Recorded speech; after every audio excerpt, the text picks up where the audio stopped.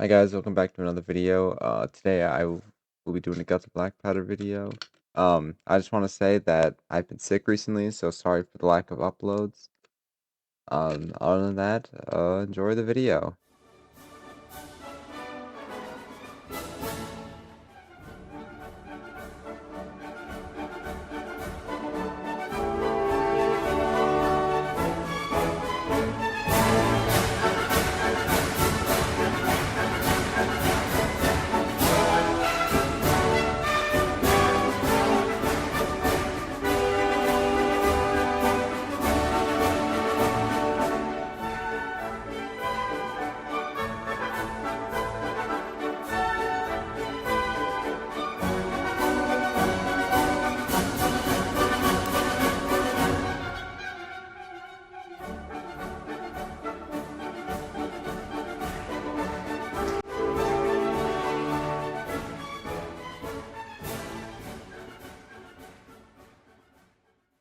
Hello everybody, today's video will be a rant on why I think Guts and Blackpowder, otherwise known as G&B, is a qualifier for the best game on Roblox and in its entirety. Before I jump in, I want to clarify that this is just my opinion and not a fact-proven statement. I also want to clarify that I would be taking this from an objective-based outlook, as the majority of the game's maps are objective maps. By the end of this, hopefully you will maybe agree with me that it's the best game on Roblox. I've played my fair share of Roblox games and put plenty of time into a few games, cough cough for sake. But Guts and Black Power is one of those games that I've sunk my time into. Having nearly 94 hours in the game, every single one life badge, which is where you clear a specific objective map with only one life, Madcaps of London, which entails beating the London and Westminster maps in one life back to back, Old Guard, which has a whole string of requirements making it hard to get, and finally, I have a kill death ratio of over 100. I also went through the official wiki while writing the script to this video. I'll make sure to put a link to it in the description of this video in case you want a more in-depth review of the stats of weapons or shamblers. So now that you know why I believe I'm qualified for saying this, let's dig into what actually is Guts and Blackpowder.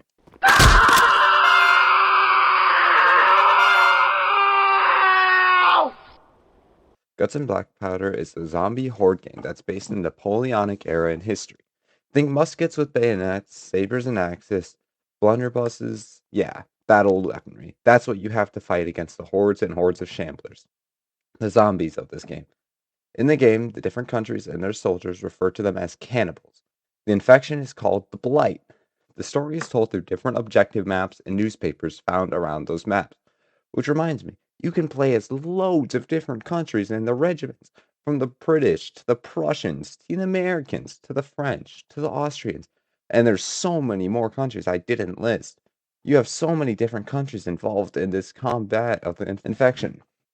You can see how each country deals with the infection in both their home and other places as well. The wide varieties of maps lets you see the impact it's had all over Europe. Plus, there's so many different regiments that you can play as underneath those countries. One of my personal favorites being the Lee Brunswick Regiment under the British.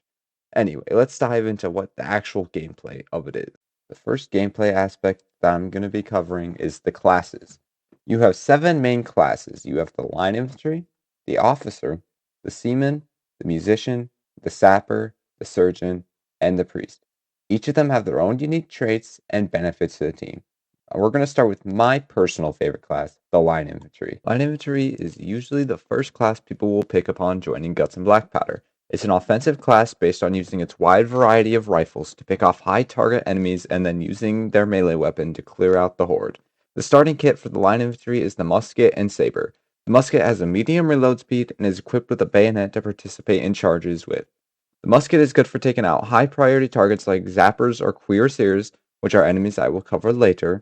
The saber is your close quarters horde option when pushing through or slowing down a horde of shamblers. The officer. The officer is an offensive class with the role of building up charges that can help you push back or help push through a horde. An officer is equipped with the officer saber and the pistol by default.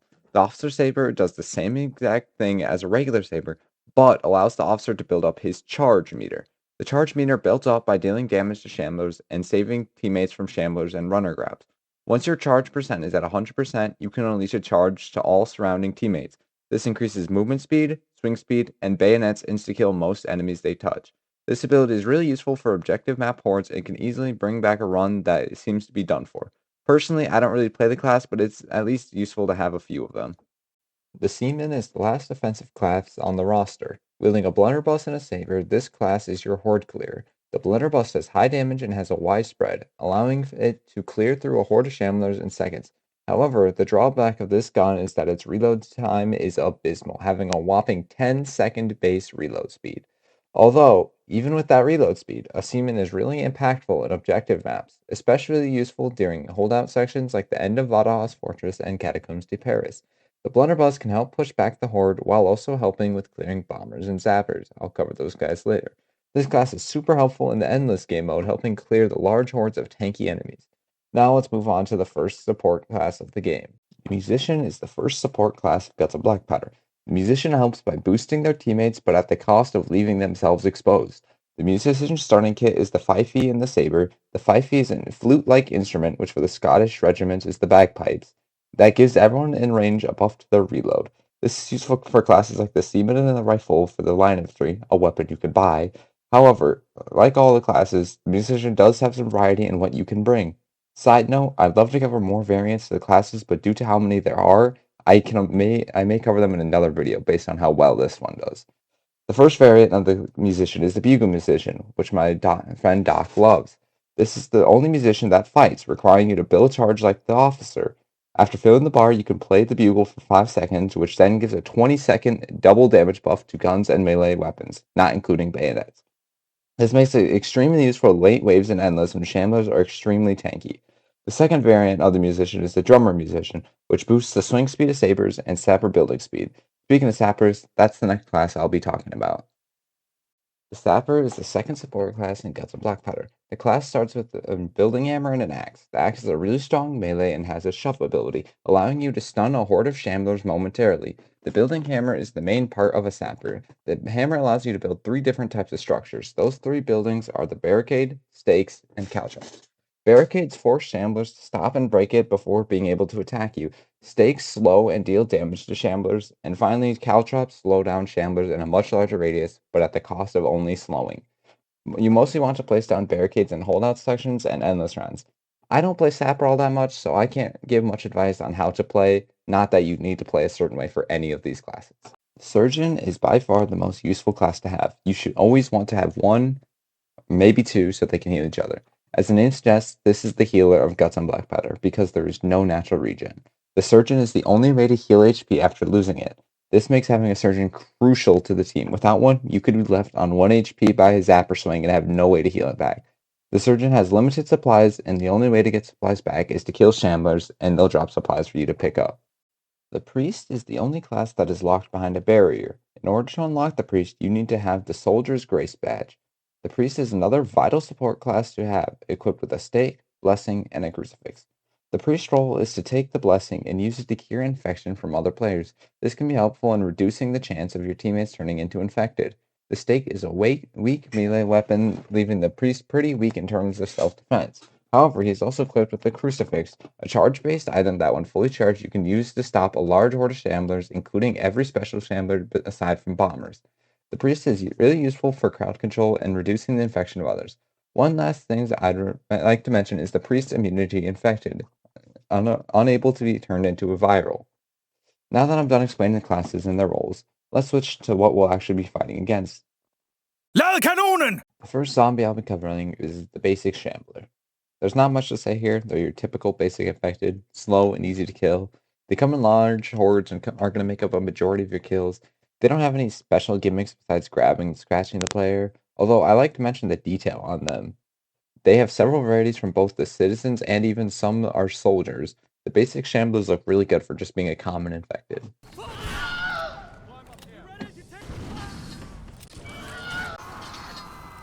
Ah yes, the Bomber. The Bomber is the deadliest shambler for new players and people who are not paying attention. This shambler carries a gunpowder barrel and a torch. It will light the gunpowder keg and drop the torch when close enough to a player. If you're close enough to a bomber when it pops, it will instantly kill you. Killing the bomber with a melee weapon will instantly kill you, and heavily damaging anyone else caught in the blast. The only exception to this is a queer seer with a lance, but even that's a bit sketchy sometimes. Being able to pop a bomber and only take half HP from the explosion resistance sometimes. Like I said, not reliable. The best way to counter a bomber is to have a class with a gun to shoot it, or just stay clear when it explodes. This shambler forces you to be attentive while pushing through objective maps, otherwise you'll meet a swift and explosive death. The runner and the viral runners. The runner is able to be picked out with its bright red eyes and quick movement speed. This shambler will run at the nearest player unless the musician is playing their instrument, then it will target the musician and tackle them. It'll begin mauling them and requires another player to kill the runner to save them. After roughly 5 seconds or so, the runner will instantly kill the player. The more runners, the less time it takes. It has a more dangerous variant called the Vile Runner. This spawns when a player is mauled to death by a horde of shamblers. The runner is faster and leaves a red trail in its eyes. When tackling a player, it can either start rapid clawing or vomiting. Vomiting will give you impending madness, which after some time you are turned into another Vile Runner, continuing the chain. It can't be stopped, and the only counter is to have a priest mercy kill you or to go hug a bomber to prevent another Vile Runner from spawning. The other ability it sports is rapid clawing. It deals damage and begins to infect you rapidly, the less dangerous of the two, though. The Zapper is a naturally spawning shambler that mimics a sapper. It's a slow shambler wielding an axe and being the tank of the zombies. Being able to take much more hits than a regular common shambler, its axe also does a large chunk of damage but has a slow windup and cooldown. If hit by the axe, it gives you the gas debuff, which increases infection gain by 40% and can only be removed by a surgeon's healing, including why they're so important. These guys aren't that bad, but can be dangerous when not dealt with. The Viral Zapper variant spawns when a sapper with infection dies. The Viral Zapper swings much faster and moves faster. This makes it a major threat. Thankfully, this is a rare variant to see besides the natural spawning one in Westminster. The Igniter is a shambler that appears to be charred and burnt to nearly a crisp, only having one functioning arm which carries a lantern. It will throw the lantern when in a certain range, which starts a fire on the ground, creating an area of denial until someone uses a water bucket on it, or it disappears naturally after a few seconds. Similarly to the bomber, the fire does also injure other shamblers, and when the igniter is killed before throwing its bomber lantern, it will drop it on the ground and create the fire where he died instead. The igniter could be a huge threat towards sappers and frontliners, potentially cutting off the team or even burning people to death if they don't escape the fire in time. These guys are a priority target in Endless and the few objective maps that they spawn on.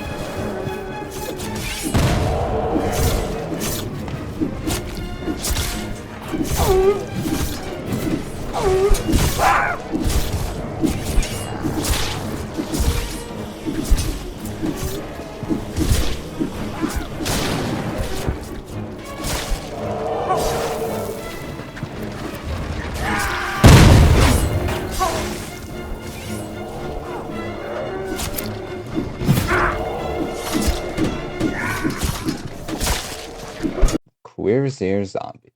This is a heavily armored shambler based on the Cuirassier subclass for infantry. They have bulletproof armor, a bulletproof helmet, and they wield a sword in one of its hands.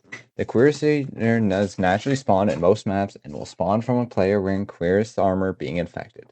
The Cuirassier has two different types of attacks, the charge and its dueling mode. When far away, it will let out a roar and begin charging at the nearest player. If the charge lands, it'll leave the player slowly bleeding out on the ground. The player will need a surgeon to come over and heal them, otherwise they will bleed out.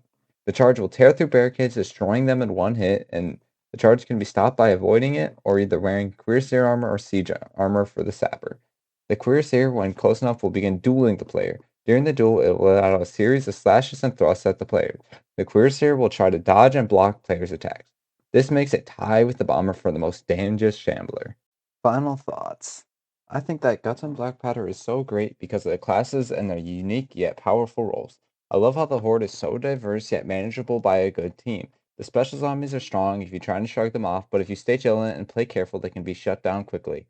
I hope I did a good job explaining the game, but obviously there's no better way to tell than playing the game itself. That's about all. Go out and enjoy this hidden gem of a game.